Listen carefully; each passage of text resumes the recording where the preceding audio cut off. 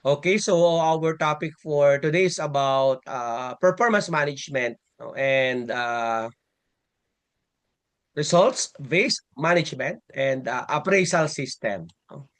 Performance management, result-based management, and appraisal system plays an important role in ensuring accountability, efficiency, and transparency in both actually public and private no organizational setting. No, these systems provide structured ways to align individual and organizational efforts with the strategic goals, ensuring that resources, yung time at saka yung human capital are used effectively no in the government agencies and institutional environments. Performance management is not merely about measuring outputs but about improving processes, enhancing services delivery, and ensuring that public mandates are fulfilled responsibly. Result-based management and appraisal system further strengthen this framework by focusing on measurable outcomes and evidence-based decision making. Through clear performance indicators, target and evaluation mechanism, organizations are better able to assess progress. No, they can identify gaps, and of course, implement continuous improvements. When properly designed and implemented, these systems promote fairness, motivate employees, and foster a culture of accountability and excellence. So at this point, we will give the presenter sufficient time to discuss the concept, models, tools, and practical applications of performance management, result-based management, and appraisal system. The presenter will explain how these systems are implemented in practice, the challenges encountered, and the strategies used to ensure objectivity, alignment, and continuous improvement across the organization. Take it away, sir. Okay, thank you, Adin. So we need to distinguish first the fundamental differences between performance management and appraisal. So when we say management is more, it's ongoing and a continuous process, while appraisal is a one-time or periodic event, such as the annual, let's say, program implementation review in the Department of Health. And for the management, is future-oriented, more on the development, improvement, and alignment with the agency goals, whereas appraisal is past-oriented, it's more the evaluation of achieved results and behaviors. And performance management is proactive, collaborative, and flexible, while performance appraisal is reactive, structured, and often top-down. And the feedback for performance management is continuous and real time for ongoing growth, while for appraisal, it's formal and summarized at review intervals. For flexibility, it's adaptive to changing needs and priorities, while appraisal, it's more rigid and tied to fixed timelines and frameworks. And for the outcomes, the performance management, more employee development, motivation, and organizational alignment, while performance appraisal is more on ratings, salary decisions, promotions, or identification of issues. So here we can include here the IPCR, the very satisfactory, outstanding. Okay, we know for a fact that we need to get very satisfactory to get a promotion. And for orientation, the performance management is more developmental and forward-looking, while for the appraisal is more evaluative and backward-looking. So that's the key differences between the management and appraisal. So in the Department of Health, similar to the one I mentioned earlier, the administrative order in 2006, we have this performance management system, and we have this process flow matrix. So we have 9 steps. Step 1, the person or unit responsible is the immediate supervisor with staff. And step 2, the next higher supervisor, followed by the concerned employee and supervisor. And then step 4, immediate supervisor and employee, the next higher supervisor, employee, until the step 9, the personnel division, our HRDU. So that was September 2006. And in 2016, We have this performance management. We have expanded the system from performance planning and commitment setting, such as the performance management team, the OPCR, the Office Performance Commitment and Review, the Division Performance Commitment and Review, the DPCR, and the Individual Performance Commitment and Review, IPCR. And we have the performance monitoring and coaching. Okay, so performance monitoring coaching journal. This is often neglected, the coaching, and the performance review and evaluation. So the DPCR and IPCR with rating. And lastly, we have the performance rewarding and development planning. Means of verification is the performance evaluation review committee, the development plan as a result of performance evaluation, and the praise or the program for rewards and incentive on service excellence. So, or its equivalent in the office. So, in 2016, we also have this ISO, no? ISO on QMS, where it's additional layer of seeing the or assessing the performance of our employees.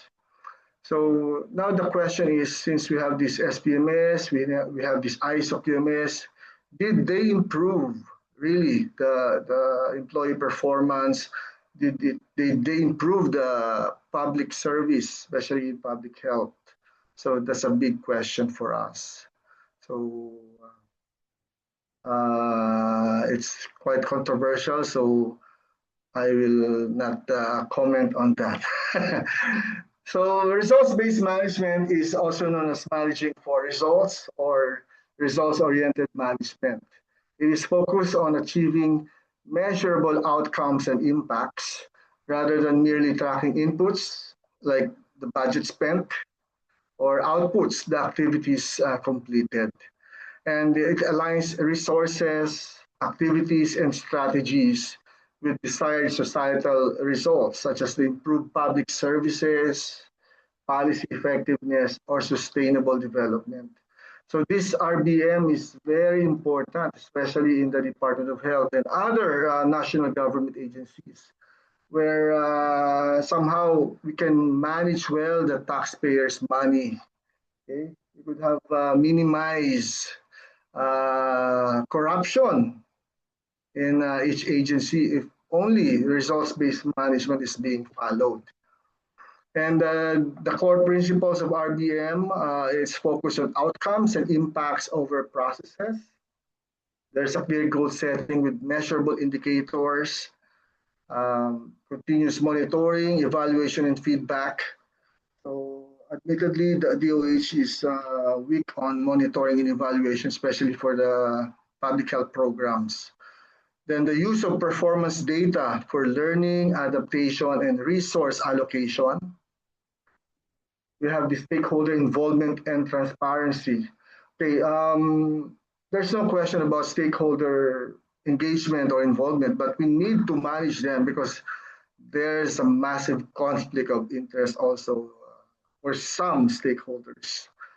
And lastly, we have this leadership commitment to foster a results-oriented culture, which up to now in the DOH is not yet achieved, this culture of results-oriented. I think that's all for my talk. Thank you very much for your attention.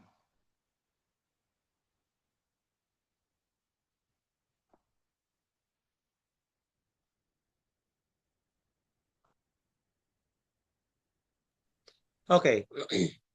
So,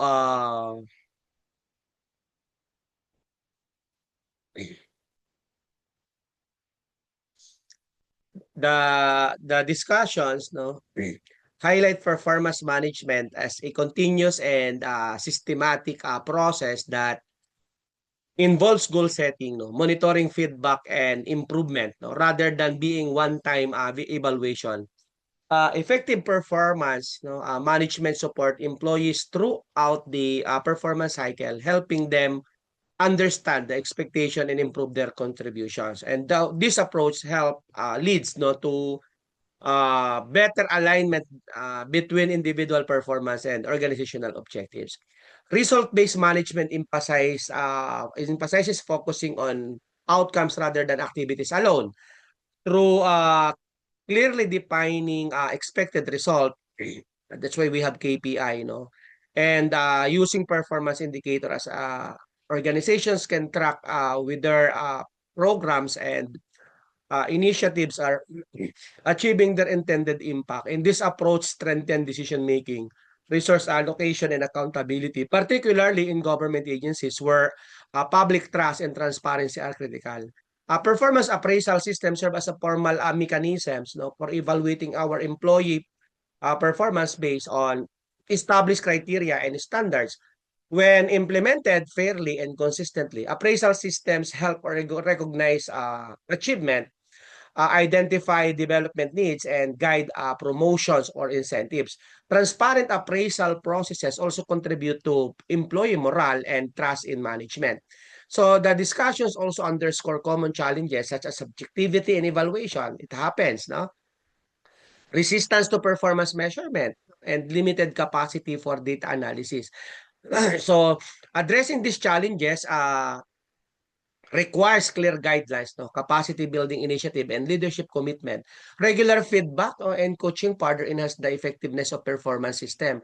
So performance management, result-based management, and appraisal system functions as interconnected tools for organizational excellence when aligned with strategic goals and supported by a culture of accountability, excellence, or accountability and learning. No? These systems enable institutions to improve performance, no, deliver quality services, and achieve sustainable result for stakeholders and the public they serve. No, so we have one question I see in the chat box. No, so how often should succession plan be reviewed and updated? Okay. Succession plan should reviewed and updated at least once a year. Na po? Especially in the government agency. But in universities and colleges, most commonly every semester. No? And this is especially important in our country, no, where workforce movements, no, retirements and leadership transition are common. In practice, no, annual reviews are usually aligned with the performance management cycle, particularly the OPCR, no, the Office Performance Commitment and Review, no, and the IPCR, no, the Individual Performance Commitment and Review processes, which are mandated in government agency. Alam po natin yan. Let's say, for example, during the annual OPCR review, an office evaluates whether its strategic targets, the key result areas, and performance indicators were achieved. If an OPCR reveals that a unit struggle to meet targets due to leadership gaps, skill shortage, or over dependence on a single key person, and this signals the need to update the succession plan. The agency may then identify potential successors for critical roles and include leadership development activities in the following years, no? Human resource and training plan. At the IPCR level, no, individual performance results provide concrete evidence for succession planning. Employees who consistently receive very satisfactory or outstanding ratings in their IPCR, no, demonstrate leadership potential and meet competency requirements, no, can be included in the succession pool. For instance, no, a high-performing senior administrative office whose IPCR shows strong results in planning, coordination, and supervision may be identified as a potential successor, no, for a division chief position and be enrolled in mentoring or supervisory training programs. Succession plans should also be updated whenever OPCR or IPCR outcomes, no, indicate changes in organizational priorities or personal readiness, di ba? Kapag nagpalit yung director and so on. So if an office OPCR introduces new mandates, no, or expanded functions, So the succession plan must reflect new competency requirements. Similarly, if IPCR results show declining performance or skill gaps among identified successors, development interventions or alternative candidates should be considered. So again, succession planning is in our country, no, is most effective when it is integrated with OPCR and IPCR cycles. Annual reviews based on OPCR and IPCR results ensures that succession decisions are evidence-based. It must be fair and aligned with actual performance, helping government agency maintain leadership continuity and achieve sustained organizational performance. In private, no, as I mentioned, no, there is annual, no, and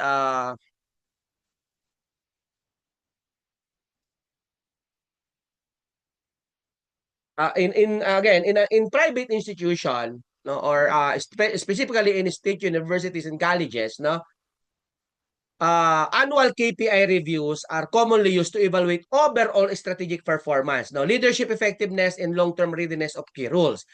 During the cycle in private, no, management assesses whether department heads and critical positions uh, meet, no, their business targets, no, leadership KPIs and growth objective. High performing individuals who consistently achieve or exceed annual KPIs are often identified as potential successor also and included in leadership pipelines or fast track development.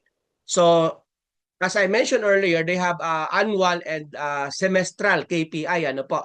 So the semestral KPI or the mid-year and year-end, yan ang tawag nila, no, allow companies or institutions to make timely adjustment to succession plans. Let's say, for example, if a manager demonstrates a strong result in revenue growth, operational efficiency, or team performance during the first semester, they may be earmarked, no, early up as successor para senior role, no. Many private firms use KPI scorecards, no, that combine quantitative results and qualitative indicators, na? So in the private sector, succession planning is best reviewed annually for strategic alignment and semestrally for tactical adjustment using the KPI results as objective evidence. No? This integration ensures that leadership pipelines remain responsive to business conditions, market changes, and organizational growth needs. Okay? Oh, do you have another follow-up question or additional information? Wait. You can chat yun. Okay, so another question is about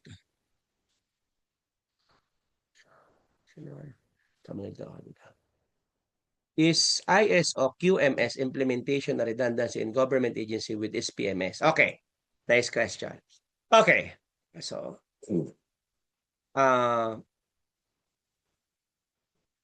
of course, no. For me, no. ISO QMS implementation is not a redundancy in government agency with SPMS when properly understood and implemented.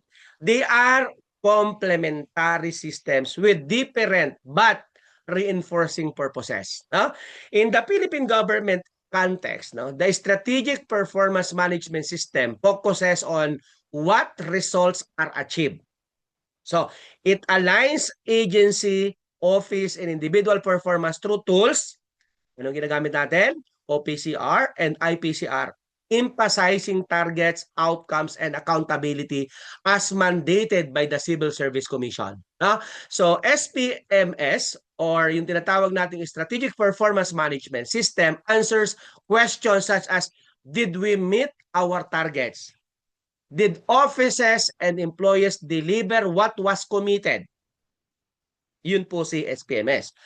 On the other hand, ISO-based quality management system focus on how processes are designed, implemented, controlled, and improved. Okay? Inuulit ko ha. SPMS focus on what result are achieved. ISO QMS focus on how processes are designed, are implemented, are controlled, and improved. Okay? ISO QMS ensures that workflows are standardized, risks are managed, customer or citizen requirements are considered, and continuous improvement is institutionalized. It answers questions like, are our processes consistent, documented, risk-aware, and continually improving? Rather than duplicating effort, no, for ISO QMS strengthens SPMS implementation. Let's say, for example, no, it happens that I am an ISO creditor and Philippine Quality Award Assessor. Ano po? So, the SPMS may show that an office failed to meet an OPCR target. Sa SPMS, halimbawa, ISO QMS helps identify process root causes. Ano ba yung mga unclear procedures? Ano yung rule overlaps? Ano yung weak controls? At ano yung lack of risk mitigation? So, corrective and preventive actions under ISO directly support improve SPMS result in the next cycle. Okay? So in practice, no, many government agencies in the Philippines successfully map ISO process indicators to SPMS performance indicators, reducing duplication po. Kaya dapat meron talaga nangyayaring meron tayong ginagawang mapping, no? Iminamap dapat natin yung mga ISO processes sa ating SPMS performance indicators, no? Para maiwasan or mabawasan ang duplication. Okay. ISO documents like process maps, manuals, risk registers, corrective action reports. Kapag wala po kayo ISO sa inyong company, hindi nyo medyo maintindihan ito, pero ito yung mga hinahanap sa ISO, no? It become the evidence for SPMS assessment, audits, and management review. When aligned, ISO does not add paperwork. It adds discipline, clarity, and sustainability to performance management. So the perception of redundancy usually arises when ISO QMS is treated as a compliance exercises and SPMS as a reporting requirements. Again, the perception of redundancy usually arises when ISO QMS is treated as a compliance exercise and your SPMS as a reporting requirements implemented separately by different units. When leadership integrates both systems using SPMS to drive result in ISO QMS to stabilize and improve processes, the two frameworks work together to enhance efficiency, accountability, and service quality. So again, SPMS measures performance outcomes, while ISO QMS ensure process quality and consistency. For the Philippine Government Agency, ISO QMS is not redundant but a value-adding backbone that enable your SPMS targets to be achieved more reliably, transparently, and sustainability. Okay, thank you po sa katanungan and good morning.